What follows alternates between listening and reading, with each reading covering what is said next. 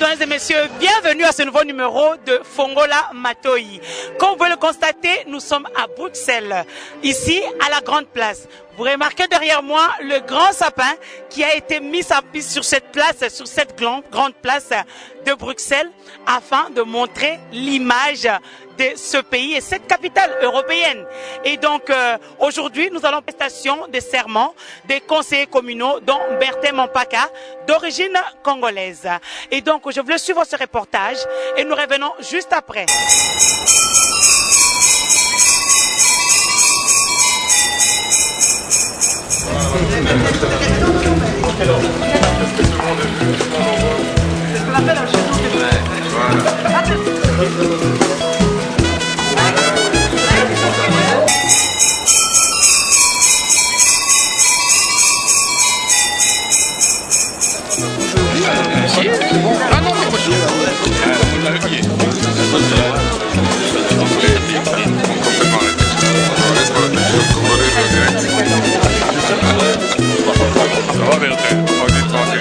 Ça va, voilà, ok. Voilà mon ami de Marrakech, il va l'appeler. En raison de lieu d'alliance de parenté entre élus, cette vérification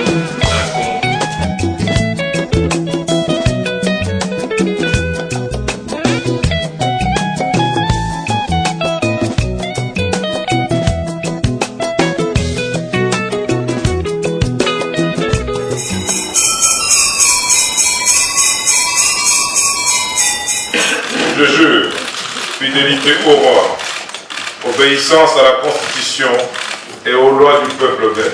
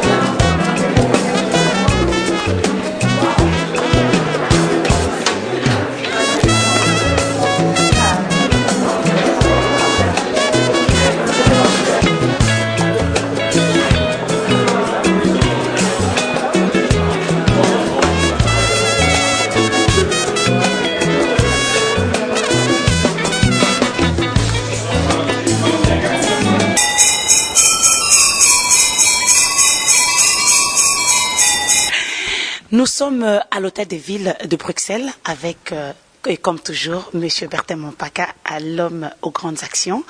On vous retrouve aujourd'hui, c'est les élections. Pourriez-vous nous dire un peu en 2-3 mots ce qui se passe aujourd'hui et puis nous dire la politique que vous allez mener après, maintenant que vous êtes à l'opposition? Voilà, merci Denise. Donc aujourd'hui c'est la prestation de serment. La prestation de serment de tous ceux qui ont été élus au conseil communal. Donc rappelons qu'on m'a dit que sur Congo Mikili, il y a un grand combattant qui est allé dire que je vais demander l'audience, mais vous voyez que nous sommes toujours à l'hôtel de ville et vous m'avez, j'espère, vu prester serment. Et le serment est assez simple, je jure d'obéir aux lois du peuple belge, obéissance à la fidélité au roi, obéissance à la constitution aux lois du peuple belge, comme d'habitude. Donc j'ai été élu avec presque 300 voix, ce qui est un score presque équivalent à celui que j'ai eu il y a pratiquement 6 ans. Et je remercie les Congolais qui ont continué à me faire confiance, les Africains de tout pays, que ce soit les Européens, qui ont continué à me faire confiance dans ce travail, parce que là, c'est vraiment une expression très forte. Ça fait le 2e score de tous les échevins sortants. Il n'y a que Mme Arish qui a fait plus de voix que moi, et tous les autres échevins ont fait beaucoup moins que moi. Bien sûr, le bourgmestre a fait plus, ainsi que Mme Milke. Donc aujourd'hui, nous pressons serment pour 6 années. 6 années comme conseiller municipal de l'opposition. Vous avez vu que Mme Milke, mon collègue Fassifiri, Christian Seux et tous ceux qui étaient échevins comme moi, de mon groupe CDH, tous, nous sommes donc assis désormais sur le banc de l'opposition. Ça veut dire que dans l'opposition, on peut également travailler et faire changer les décisions de la majorité lorsqu'on a des arguments objectifs, parce que avec l'expérience que nous avons acquise, pour ce qui me concerne, près de 10 ans dans une majorité, donc il n'y a pas un dossier que je ne connais pas.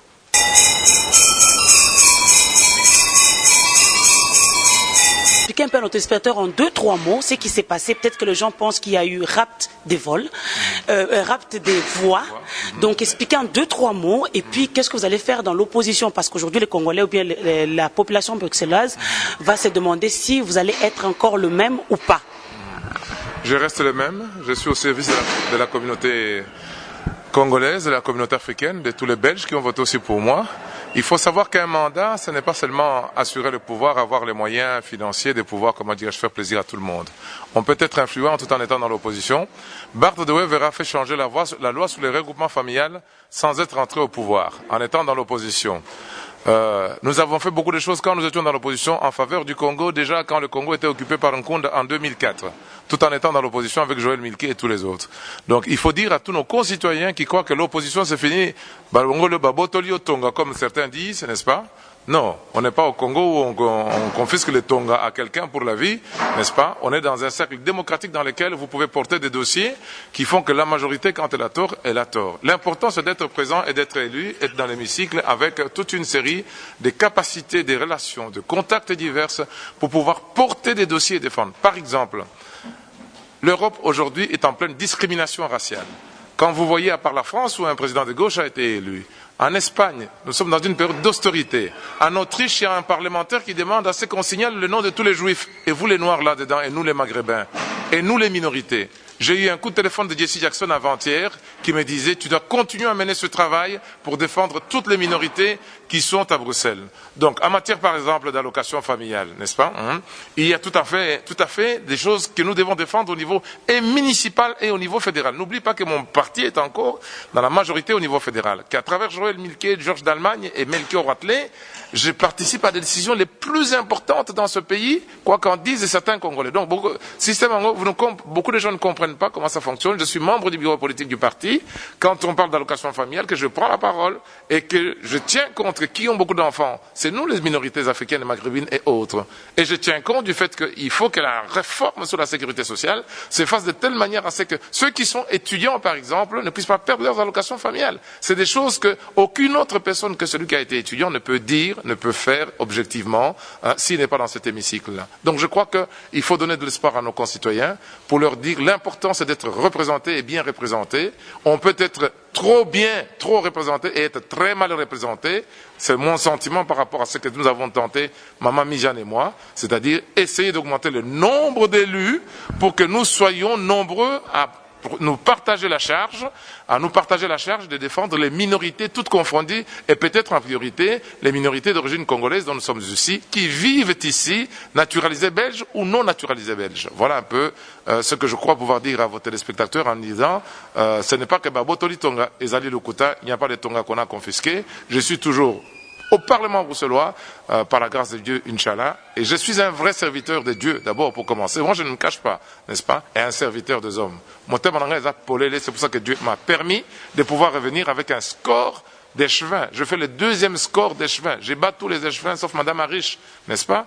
Donc, avec un score comme ça, je vais dire que les Congolais, les gens n'aiment même pas que j'abandonne ce boulot. Non, ils m'ont dit, continue. On est fâché avec toi, d'accord? Mais tu dois continuer à nous défendre. Et j'ai compris ce message-là comme ça. Je le ferai tant que Dieu me laisse respirer, malgré les attaques, n'est-ce pas, de ceux qui sont infiltrés parmi vous, pour venir nous envoyer des SMS tous les jours, malgré les cabales permanentes qui s'associent avec les ennemis des Noirs dans ce pays, parce qu'il y a des ennemis des Noirs dans ce pays qui sont blancs, qui sont des vrais racistes, qui vous font croire qu'ils vous aiment, qui vont faire des choses pour des communautés. Il y en a un qui est élu échevin. Il avait dit aux gens, je peux faire beaucoup de choses pour la communauté. On va voir s'il va faire la même chose que Mapaka a fait pendant 9 ans dans cette ville pour les communautés congolaises. Je rappelle qu'il y a des gens qui ont aussi des maisons, du travail par rapport à moi, des subsides, que ce soit de tout ce qu'on me dit que je finirai à forêt parce que j'ai aidé la communauté congolaise, n'est-ce pas? Mais qui n'ont pas voté pour moi, je leur dis que je les aime toujours. Ceux qui sont mes amis resteront toujours mes amis, Madame Mukenge. C'est le métier de servir, c'est la règle du service. Quelqu'un, Moutaboy Yolobi, le lendemain matin, il réfléchit peut-être en disant, mais Naboya qui est pourquoi? On vous a beaucoup manipulé et moi je ne rentre pas dans ce jeu-là. Un chef est un chef qui sait aussi pardonner. Un chef, c'est quelqu'un qui sait écouter les langages. Et nous, en Europe, ce que nous avons appris à l'université, pour ceux qui me disent que je ne suis pas professeur d'économie dans une autre école, n'est-ce pas? Je leur dis, quand on a 2300 voix, le deuxième score dans la capitale de l'Europe à la Grand Place, quand on a fait 9 ans à la Grand Place comme échevin, Barack Obama ne fera que 8 ans à la Maison Blanche. Vous comprenez ça, madame? quand on a fait 9 ans, 12 ans élus, et que les gens vous donnent encore 2300 voix, ils vous demandent de continuer. Et grâce à ce score, je me sens encore beaucoup d'énergie et beaucoup de force pour continuer à servir les Congolais, les Belges des souches qui m'ont élu et qui m'ont permis de prêter serment aujourd'hui, les autres minorités, que ce soit les Maghrébins, que ce soit les autres pays, que je ne peux pas tous citer ici. Voilà un peu ce que moi je m'apprête à faire. Faire ça avec loyauté, servir avec empressement, comme d'habitude. Et je serai dans une opposition modèle. Je ne poserai pas des questions pour le plaisir de poser des questions, je ne poserai des questions que sur des questions qui touchent directement aux intérêts des citoyens bruxellois, qu'ils soient congolais ou qu'ils soient sénégalais. Voilà. Monsieur Berthe Mampaka, pour terminer sur une bonne note, comme toujours, futur ministre? Parce que monsieur Benoît Serex va comme bourgmestre à partir du 31 janvier, 1er février. Ça ferait quand même, c'est une reconnaissance? C'est une reconnaissance que d'être cité dans les journaux comme étant un ministrable potentiel en Belgique pour remplacer Benoît Serex. Mais ça apporte aussi beaucoup d'ennuis parce que nous sommes quelques candidats ministres, n'est-ce pas? Si on prend mon CV noir et blanc sans regarder les noms, on regarde qui a fait le premier score des parlementaires qui sont candidats ministres, c'est moi. Qui a une expérience de gestion assez longue d'une grande municipalité avec un cabinet de 12 personnes, c'est moi.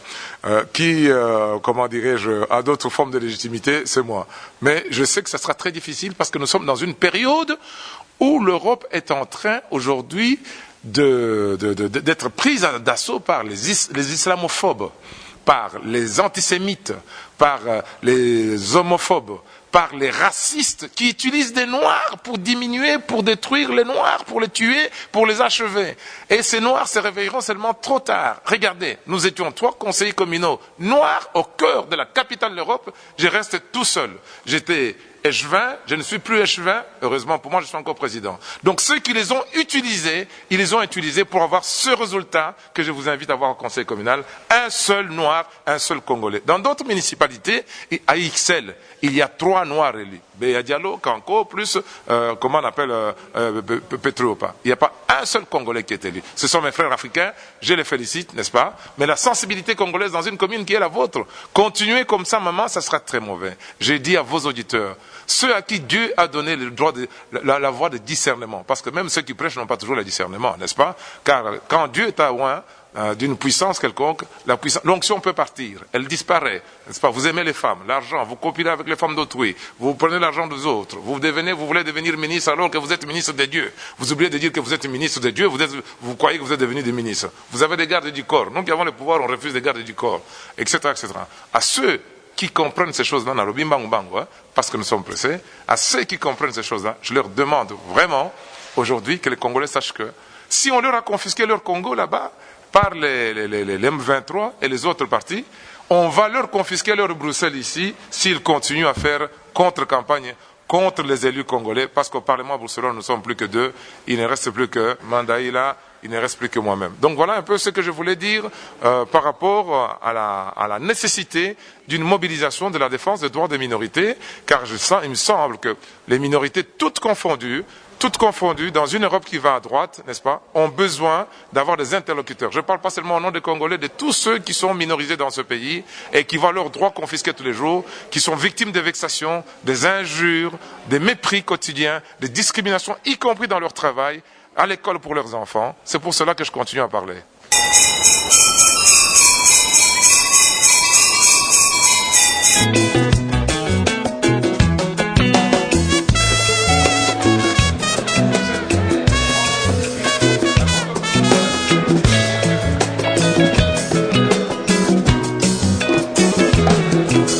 Madame Joëlle Milquet, bonsoir. Bonsoir. Vous êtes vice-première ministre de l'Intérieur ici en Belgique. Oui. Est-ce que vous pouvez nous dire en 2-3 mots ce qui s'est passé aujourd'hui et puis vos impressions? Parce que vous étiez dans la majorité dans la législature précédente. Aujourd'hui, vous êtes dans l'opposition. Et puis, quelle stratégie, quelle politique allez-vous mener après? Nous, on a vécu ce changement auquel on s'attendait, puisqu'on a eu 1 mois pour se préparer à cette nouvelle majorité qui est un peu contre nature, puisqu'on a un PS qui a choisi et qui a préféré gouverner avec un parti qui a des idées totalement contraires, notamment en ce qui concerne le rapport aux personnes d'origine étrangère, donc il faudrait être très très vigilant. Mais voilà, moi j'ai toujours travaillé avec conviction, avec énergie, au service des Bruxellois. Et donc je vais continuer exactement la même chose, je vais faire mon travail de la même manière, avec autant d'intensité, pour relayer les besoins des gens et les protéger aussi, peut-être par rapport à des décisions qui ne seraient pas optimales. On vient avec une opposition qui peut être constructive s'il le faut, quand les propositions seront dans le même sens que les nôtres. Cette opposition peut être sans concession si on n'est vraiment pas d'accord avec ce qui sera fait. Quoi qu'il arrive, je veux être au-dessus de la mêlée et surtout mener une opposition de proximité avec les gens. On est là pour eux, on travaille pour eux, et donc moi, ça ne m'intéresse pas de critiquer les uns et les autres. Ce que je veux, c'est que les décisions qui soient prises soient bonnes pour les gens et relayer leurs besoins. Et s'il faut taper du poing pour ça, très bien, et s'il faut soutenir, eh ben, ce sera très bien aussi. Mais à mon avis, nous devrons faire un peu des deux.